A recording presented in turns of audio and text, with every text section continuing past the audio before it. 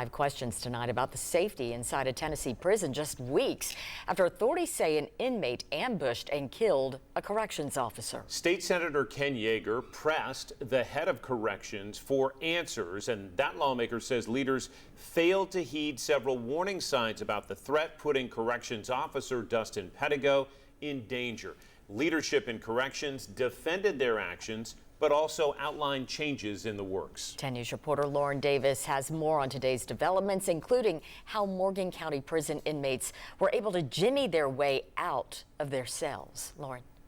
John Robin, Senator Yager confronted Department of Correction Commissioner Frank Strada this morning during a Senate Finance Committee meeting. He says Pettigo's death never should have happened. During a Senate Finance Ways and Means Committee budget hearing, Tennessee Department of Correction leaders began by honoring Officer Dustin Pettigo, killed in February while making solo rounds at the Morgan County Correctional Complex. His murder is a tragic reminder that the men and women who work in Tennessee prisons face inherent risks every day.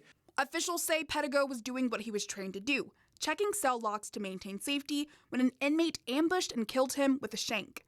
Senator Ken Yager of Kingston, however, says the prison system ignored or missed numerous warning signs, including flaws in the door locks themselves. This could have been prevented, candidly, with as much concern about his security as your own. Yager says inmate Reginald Steed, suspected of killing Pettigo, had made repeated threats by phone and letter to kill or hurt people before the attack. He was going to kill you, and that he was going to kill an employee or someone in a correctional officer. He may have not exactly used that word. He did that in 4 letters to you.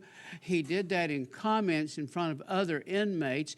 He says the inmates had figured out how to easily manipulate the Morgan County cell locks. The inmates could jimmy these locks with a piece of paper and open the doors. TDOC Commissioner Frank Strada acknowledged the system is flawed, and that Morgan County was the last prison on the list for a lock replacement project. That was not a list that was made by this administration. Since the attack, Strada says personnel are now adding a temporary fix to block inmates from opening their doors. It's padlocked and chained, so it has to be opened that way before using the regular locks on the door. At the same time, TDOC is asking for more funding for security upgrades, new technology, and more staffing.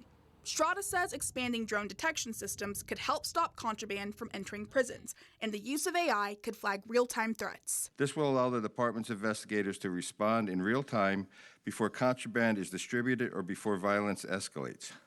At the same time, we've continued to make progress in stabilizing our workforce.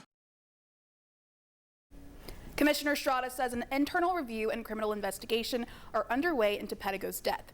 Senator Yager says lawmakers are trying to figure out if additional safety measures like body cameras for correctional officers should be required moving forward. John? Lauren Davis with the very latest.